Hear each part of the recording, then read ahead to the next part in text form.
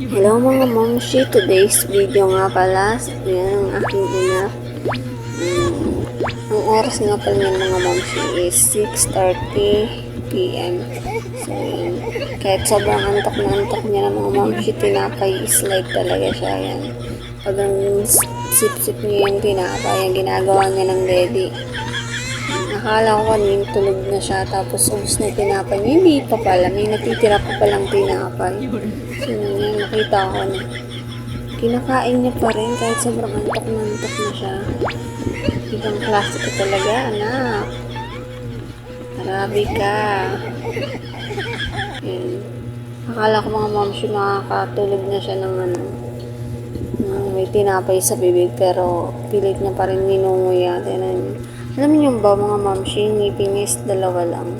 Wala pa sa taas, so hindi pa siya complete yung ngipin niya kasi matagal siya bago tubuan ng ngipin. Mga momshi, yan momshi, tulog na siya.